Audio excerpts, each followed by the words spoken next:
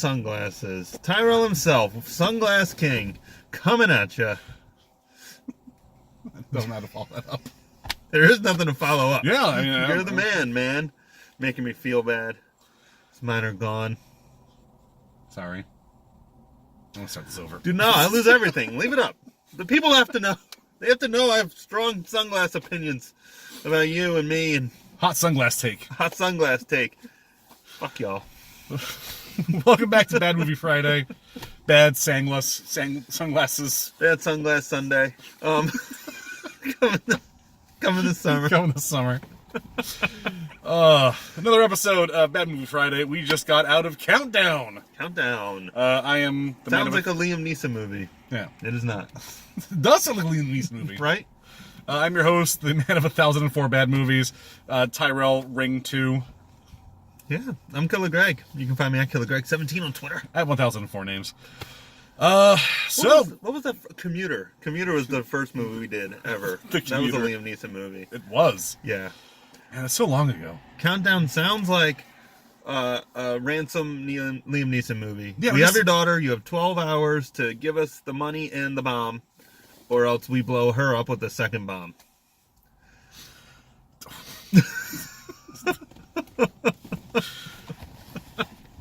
Yeah. Yeah. It does. And this sounds like a shitty just action movie, but Yeah. no, it's just a Kinda shitty horror horror movie. movie. It's basically the Ring plus every Blumhouse movie that's not Get Out. I would say this was shitty It Follows. Yeah. I mean, they all follow that kind of Sure. thing. But, okay, yes, they all follow that kind of thing. But this was distinctly, this really felt like It Follows to me. Both in, the villain sort of seems the same, and, I have a problem, I'm going to die, how am I going to deal with it? I don't know. It seemed like shitty It Follows to me. But I loved It Follows, so I don't know. It Follows was great. But, what It Follows had, what made it so great was its, foreboding feeling of dread the entire time. It was just this impending doom upon these people where, everything about the movie sort of helped towards that. This didn't have the craftsmanship that It Follows had. Oh, no. And that's a big difference between the two. Yeah. If you're doing, strict critique, yeah, It Follows is a masterpiece compared to this. Right. This is just generic. This is like baby's first It Follows. This is pretty generic. Yeah. Beat for beat, it's exactly what you expect. I didn't hate this movie. Is that showing up on camera? There's this one hair flying around. I didn't hate this either. This is a fine movie. The first half kind of drags. I felt like the first half, the second half was also cliche because you can't make a horror movie that isn't cliche now. The good horror movies comment on the cliche. To make a horror movie now, it has to be in the vein of It Follows or The Witch or Hereditary, where the horror isn't jump scary horror to make good horror. The horror is that Impending sense of dread. impending doom. Yeah. Right, doom. That's what all these movies miss, and they try to manufacture it in this type of movie, but it's not the same. No, this is pure jump scares. Yes. Non-stop jump Yes. scares. If you love Five Nights at Freddy's, you'll love this movie. Yeah. Because every single time it's and it's the same thing that Your Movie Sucks does, or talks about. He's I could check out this shot of a room. It's quiet. It's panning over. I could jump scare you. Right now we'd both be well, Jump scare. jump scare. Yeah. It's easy. It's baby toy frolics. Yeah. But everything that wasn't the horror of this movie, I actually kind of liked. I found the actors to be interesting. The side characters of the movie I loved. Yeah, there's two characters specifically, the phone guy and the priest, who are fucking great. Yeah, I want to see that movie. Yep. There was a semi-romantic love interest who was also going to die, and I found him to be totally fine. Yeah, he was fine. There was some good rapport between the two of them. And even the main girl she was fine. Totally fine. Yeah. This was not a bad movie. It was just cliche and unoriginal. You've seen this movie before, Right. so here it is again. And if you want to see it again, that's fine. Yep. There you go. I didn't see Happy Death Day. How did this compare to that? People liked Happy Death Day a I lot. loved Happy Death Day. Okay, and this is worse than that. Yeah, like Happy Death Day is a better version of this. Okay. Except not really. Like Happy Death Day is more meta time loopy as opposed to, well, this is the Ring where it's like, oh, we got to push it back. And Yeah. but I definitely suggest Happy Death Day, hands down, even without any precursor to it. It's just a fun movie. Yeah. Happy Death Day 2 or Happy Death Day 2U, also fine, but they get a bit too into it. Yeah. There's some weird like stuff at the end in this movie that I didn't love. Spoilers if you care, if you give a shit about this stupid movie. Jump to this time code that I'm not going to put up. Yeah, it's not gonna just jump around until you hear us say something non-spoilery. There's like a rapey doctor, and you want him to get his comeuppance. Yeah.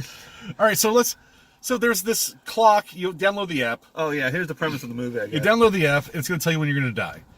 And they download it and find out it's going to be in like 3 days. So they set on this quest to find out how can we not die in 3 days.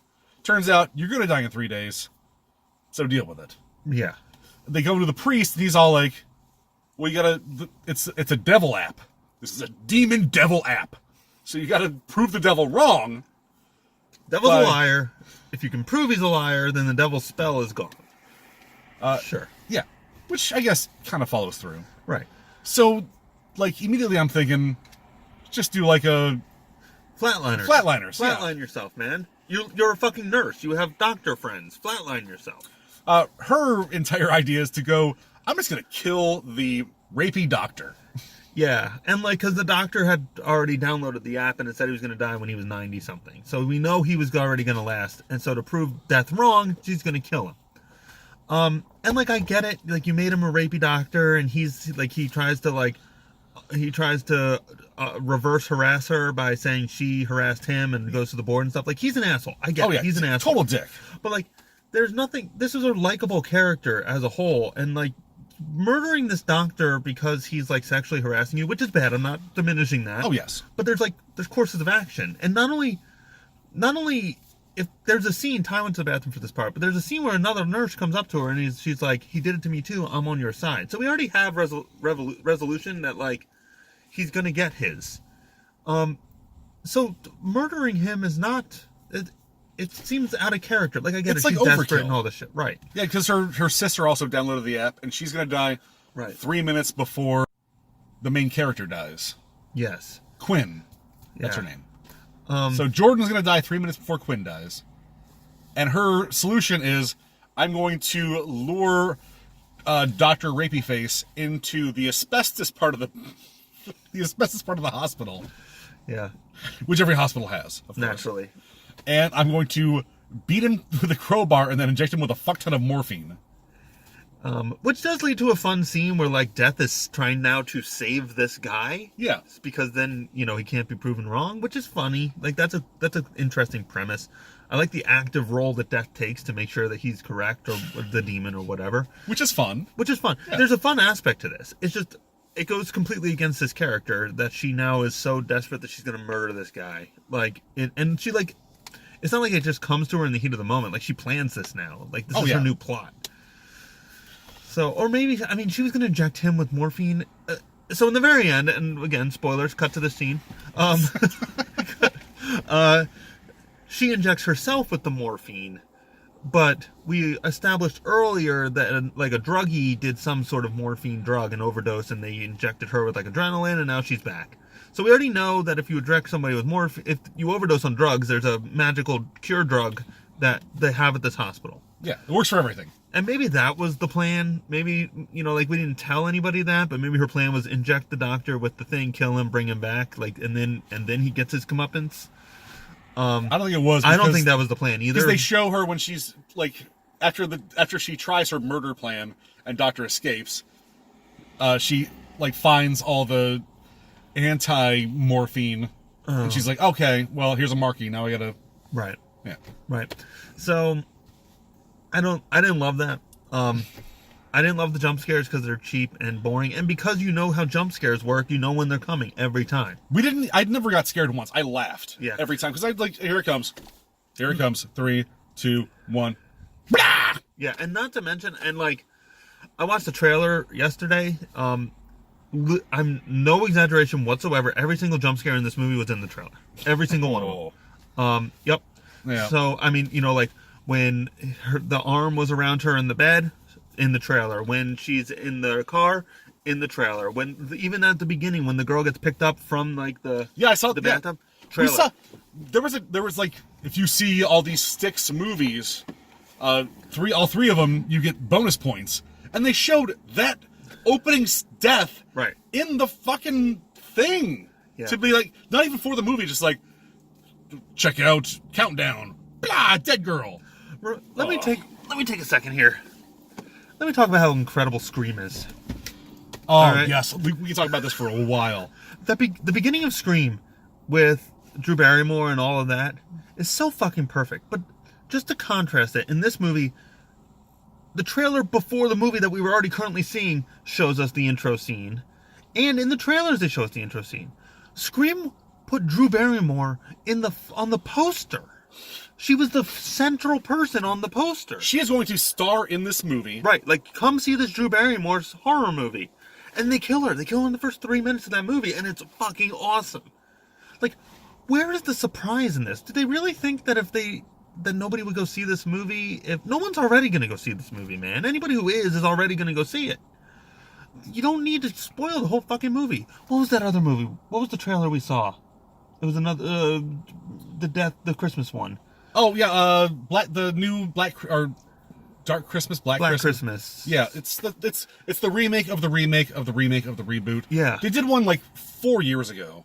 And that trailer, I swear to God, has the ending of the movie in it. There's no way that's not the ending of that movie, Ty. Yeah, it's like the original is like this dude kills people on Christmas. I think he's dressed as Santa Claus in the original. This one is just like a dude in a fucking cloak, which let me tell you, a dude in a big cloak was all over this fucking movie. Yeah. And I liked the design of this demon once we saw him. Yeah, it was cool. Oh, and let me tell you another problem. They found the solution. The circle was working until the dude left the circle, so why didn't you just keep doing that? Why didn't you just stay there? Just stay there, like, bind him up. Right. Some duct tape, some handcuffs. Maybe it gets too fetishy at that point. This movie could have used a little weirdness. Yeah. Think about PG-13 horror movies suck. PG-13, yeah. Think about the Cenobites. That's what horror used to be. It used to be... I would take a bite of that pleasure toast. Yeah. Pleasure toast, man. Horror used to be able to be weird. And there's nothing weird about this. Because weird is bad, and we need to make things as milquetoast. Like, they hammer home the idea that this app is real so much in the first fucking 20 minutes of this movie. Like, the opening death girl gets out of the car that she's supposed to die in. You get the buzz on the phone. It's like, oh, you have broken the terms of agreement. And a sneeze coming. Hold on. Patiently waiting. And then she goes. Oh, it's gone. She goes home and phantom sneeze. Goes home and her phone is fucking going off nonstop. Every 2 minutes, it's like, blah, and then little mini jump scares, which I actually really enjoyed. That was really funny. I thought that was hilarious. But then all of a sudden, she's just like, "Oh, you're dead." She gets slammed to the ceiling and then dropped. Yeah. But we don't see any gore. We don't see anything like that. And no, this is the least violent movie of all time. There's no violence. There's no gore. There's no Cenobites. There's no edge. And then going from there, we see the boyfriend who was in a car accident that was supposed to kill the girl. And he's getting surgery and is like, I downloaded the app too, and it tells me I'm going to die at the exact same time with my surgery. So I'm scared about that. And she's like, don't even worry about it. It's just a stupid app. But they keep on, every single time, it just keeps on flashing back. It's like, the app is real. The app is going to tell you when you're going to die no matter what. Audience, are you getting it? Audience? Yeah. Are you with us? It's real, guys. You get it? You get it? Ah, they don't get it. They don't get Do it. another flashback. Do another one. So that's why the first half really drags. Yeah. Horror has. We had this conversation about comedy a few episodes ago, but man, horror is hitting the same kind of fate too. This movie is funny. But yeah, this is fine if you deal with a lot of the tropes and stuff. It's watchable. This is a totally fine movie. Yeah.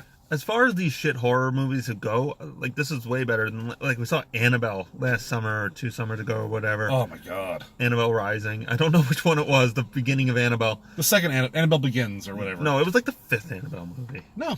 It was like the 5th of the Paranormal Activity ones, but it was the second Annabelle movie. What? Yeah. Whatever. Because they just released the third one. I'm not going to debate this. This is not where I want to. This is not how I want to live my life. So we saw that Annabelle movie and it was total fucking trash. I mean, that was real trash. At least this one had some like redeemable qualities to it. If you're gonna make a PG-13 horror movie, it needs to be self-aware, a little bit spooky, but fun. And I think these movies really nailed it. Yeah. That's all there is to it. It's a watchable, spooky horror movie that you can bring your whole family to. You kind of can. Yeah, I mean, there was barely. They didn't even say fuck. Did they say fuck? Nope. It was like a shit. There was like 2 shits. Yeah. This was borderline One was a PG. text shit. Yeah, this is. Yeah. Man, I was watching something the other day. Oh boy, this is gonna be a really terrible story. Preemptive strike on how terrible this is gonna be. I was watching something the other day, and it was like horribly violent. And it was just like on network television, or it was a commercial for something. Just dudes get their heads ripped off. Gillette razors. Boy, I really wish I could remember what this was. Shit, man, I don't know. I was shocked. I was shocked by how horribly violent something totally mundane was. I feel like it was a commercial for some television show I was watching during, like, the football game or something. That commercial was more violent than this movie. This movie is... Oh, network TV's all over the fucking place. Every other show is murder and death. Yeah. And people getting R'd nonstop. Back in my day, they used to cut away from the violence. All right? Andy Griffith never had to deal with some exploding person getting thrown from the 3rd story of a hospital. All right? All I'm saying is on Gilligan's Island, Yeah. when the doctor made a coconut radio, no one got bludgeoned with those coconuts. And some of them deserved it. Yeah, legit, this probably could have been PG. I'm like, yeah, it's not even. There's like maybe one scene where if you cut it out, like when the guy falls to his death and like hits his head, like that's a little violent. This almost could have been PG. Just What cut would away a from PG that. horror movie look like? They make those? What was that House with the Clock in the Walls? That was an Eli Roth jam. That's pretty good. Was it good? Was it, I enjoyed that one. Scary? It was like, I would say it wasn't scary. It was spooky. It's like I use that with things like the Goosebumps movies. Yeah, Hocus you know? Pocus. I was talking this about my girlfriend the other day. That movie scared the fuck out of me when I was a kid. That book with the eyeball in it, I had nightmares for like years because of that. Hocus Pocus and the Witches. Yeah, Those 2 movies are creepy as shit. yeah, Like those are more scary than this movie. yes, Whoa. correct. Because they're just weird, creepy shit. But I think that's the difference. Back in the day, back in like the 80s or 90s or whatever, I guess 80s, like it was just creepy. Like Jim Henson shit was creepy. You know? Greg still hates Labyrinth. That movie is creepy. I'm sorry. All right? Like this is such a callback. Like 15 years ago, Ty and I had a website. And on it I showed a picture of the good guys from Labyrinth. And they were creepy as fuck, man. Like, I'm sorry. The monsters, good or bad, are weird. They're creepy. And live action monsters scare me out way more than the CGI shit. The live action monsters are terrible. Yeah. Never Ending Story. It's a creepy movie. Like, that's scary to kids. That Never Ending Story is scarier than this movie. Yeah, I'll say that. Yeah. The Nothing? That's fucking freaky. Big rock monsters eating stones. Yeah, watch out. The horse getting eaten by mud. Yeah. Aw. Atreyu. Was Atreyu the horse? No, Atreyu was the boy. Who was D'Artagnan? D'Artagnan? Isn't he the kid from Three Musketeers? Ah, shit.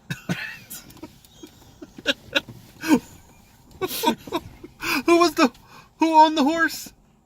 The other kid. Did the horse have a name? Maybe. I don't remember. Shit, dude. Join us next time for Bad Movie Fridays when we watch Never Ending Story and debate that for 20 minutes. Never Ending Story cast. Coming this summer. Now we're talking.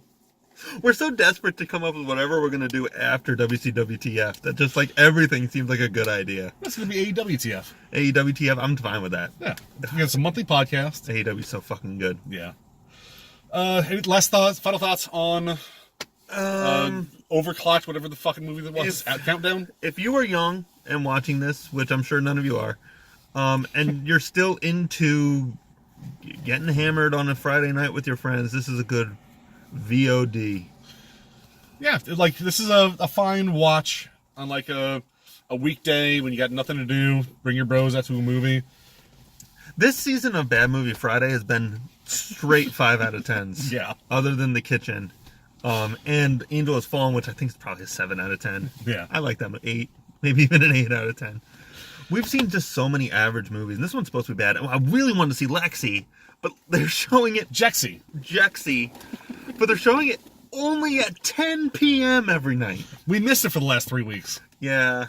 But why even do that at 10 p.m.? Right, who's going to that movie? Somebody. All we've learned is that somebody will go to every movie at any point. I want to go buy a ticket to the movie just to see who's there, and then step in there and be like, oh no, it's me. I'm the one. I want to see Jaxie. Something's coming out next week that's supposed to be just awful. Terminator. That's the one.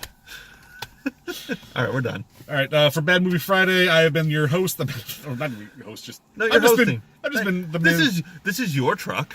You're hosting me upon your truck. The man of 1,004 bad movies, Tyrell Ringu.